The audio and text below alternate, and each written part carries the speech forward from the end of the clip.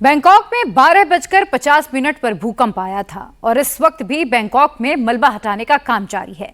Bangkok की 30 मंजिला इमारत भूकंप के 6 सेकंड भी सहन नहीं कर पाई। इमारत के मलबे में अभी भी करीब 90 से ज्यादा लोगों के फंसे होने की आशंका है। 3 लोगों की अब तक मौत हो चुकी है और ऐसा ही मंजर म्यांमार में भी है। लेकिन इस भूकंप ने सबसे ज्यादा बैंकॉक की 1,70,00,000 की आबादी को डरा दिया है। थाईलैंड में सबसे ज्यादा हाई राइज बिल्डिंग्स बैंकॉक में हैं और इनमें से ज्यादातर बिल्डिंग्स भूकंप रोधी नहीं हैं क्योंकि बैंकॉक भूकंप फ्री जोन में आता है। लेकिन आज जैसा भूकंप बैंकॉक में आया उसने पूरे बैंकॉक की ज्योग्राफी को बदल दिया।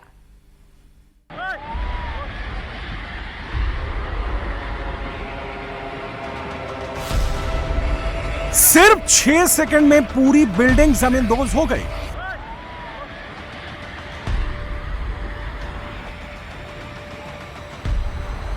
ताश के पत्तों की तरह बिखर गई।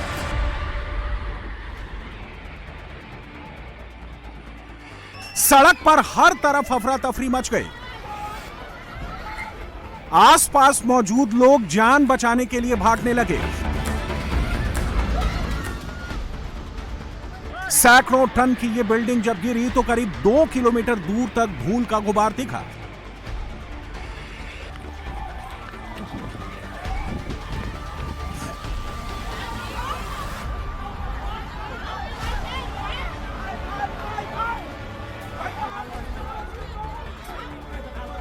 बिल्डिंग जब गिरी तो पहाड़ जैसा ऊंचा मलबा बन गया।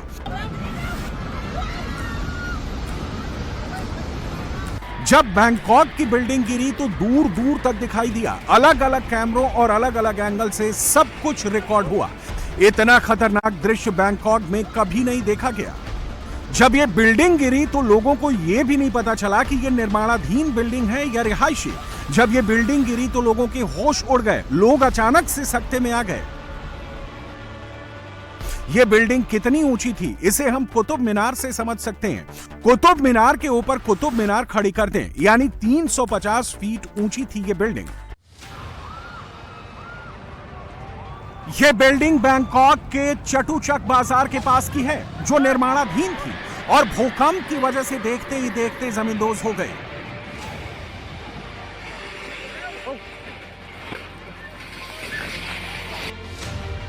नोएडा में 2022 में सुपरटेक के 30 मंजिला ट्विन टावर को गिराने के लिए करीब 3700 किलोग्राम विस्फोटक लगाया गया था। लेकिन बैंकॉक की यह 30 मंजिला बिल्डिंग भूकंप में बिना किसी विस्फोटक के 6 सेकंड में ढह गई। इससे आप अंदाजा लगा सकते हैं कि भूकंप के बाद जमीन से कितनी ऊर्जा निकली होगी।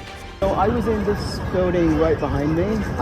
It was a shopping mall and I was there to buy camera equipment and all of a sudden the whole building just began to move. Immediately there was screaming, there was a lot of panic. I just started walking calmly at first, but then the building started really moving and yeah, a lot of screaming, a lot of panic, people running the wrong way down the escalators, like lots of banging and crashing inside the mall. I got outside and then looked up at the building, that one there, and this whole building was just moving, dust and debris. जिस वक्त भूकंप की वजह से Bangkok की ये building जमींदोज हो गई, उस वक्त पास के हाईवे का क्या नजारा था वो भी देख लीजिए।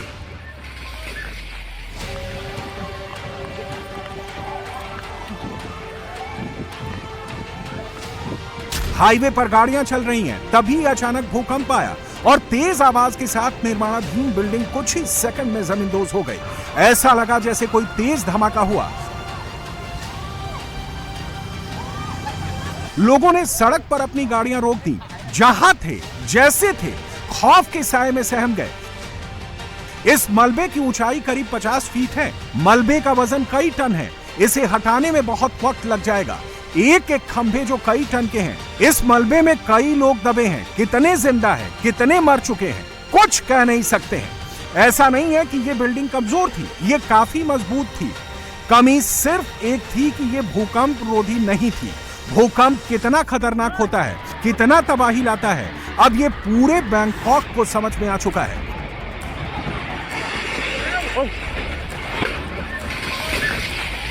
I was checking a message on my mobile phone I was in my lazy boy, and all of a sudden it moved back and forth, and then it toppled over, and I hit my head on the table, but it didn't leave a mark, and I didn't break the glass table either. This is not the first time that the building has felt an earthquake. In 2004, when the tsunami and the earthquake happened in Sumatra, the building shook immensely for almost 30 minutes. Wow. And then it had cracks in the walls. Yeah. But never like this before. Yeah. ये Thailand की राजधानी Bangkok है, जहां पर आपको high rise building की भरमार दिखाई देगी। ऊंची ऊंची बिल्डिंगें, बड़े बड़े ख्वाब। बैंकॉक में हाई राइज बिल्डिंग में रहने का चलन है। जो भी फ्लैट खरीदता है उसकी प्रायोरिटी ऊपरी मंजिल होती है, लेकिन अब बैंकॉक में कोई भी ऊपर नहीं जाना चाहता है। बैंकॉक में 1.7 करोड़ लोग रहते हैं और सभी हाई राइज बिल्डिंग में रहते हैं, लेकिन अब बैंकॉक में हाई राइज बिल्डिंगों पर रोक लगा दी गई है। अब भूकंप रोधी मानक अपनाने के बाद ही इनका निर्माण होगा। बैंकॉक में भूकंप से सिर्फ एक बिल्डिंग ही नहीं गिरी, बल्कि इससे भी ऊंची ऊंची बिल्डिंगें हिल गई हैं। भूकंप के बाद कहीं बिल्डिंग के सबसे ऊंचे फ्लोर पर मौजूद स्विमिंग पूल झरना बन गया, तो कहीं इमारतें हिलने लगी। बिल्डिंग पर लगे क्रेन भी नीचे गिर गए। बिल्डिंगों और सड़कों में दरार आ गई।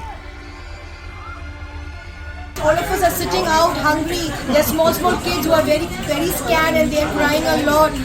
The situation is very bad. The Prime Minister has announced for an emergency and we all are praying hard. Please everyone pray hard for Bangkok, Thailand.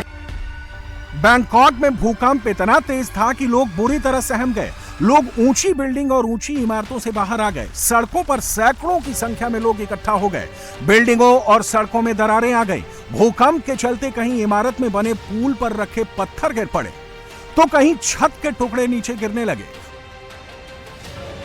भूकंप की तीव्रता इतनी ज्यादा थी कि मेट्रो स्टेशन पर खड़े लोगों को कुछ समझ में नहीं आ रहा था। वो डरे हुए थे, सहमे हुए थे, एक दूसरे का हाथ पकड़ रखा था। प्लेटफॉर्म पर खड़ी इस ट्रेन को देखकर आप भूकंप की तीव्रता का अंदाजा लगा सकते हैं। जिस ट्रेन के डिब्बों को उठाने के लिए क्रेन की जरूरत पड़ती है, वो ट्रेन के डिब्बे और पूरी की पूरी ट्रेन खिलौनों की तरह हिल रही थी। I was sitting in a bar, restaurant bar on Soi 22 off Sukhumvit, just talking to a stranger there, and the next thing, because it was a small bar, we just felt a movement. You know, there was no actual nothing moving in the building, but the next thing everybody came on the street, so there was a lot of screaming and panicking, which obviously made it a lot worse. I went on the street and I looked up, and a building equivalent to this one here was actually, you could see it compared to the next one, it was actually moving. It was swaying, and all the water was coming from the top of the and that's when it got me, you know.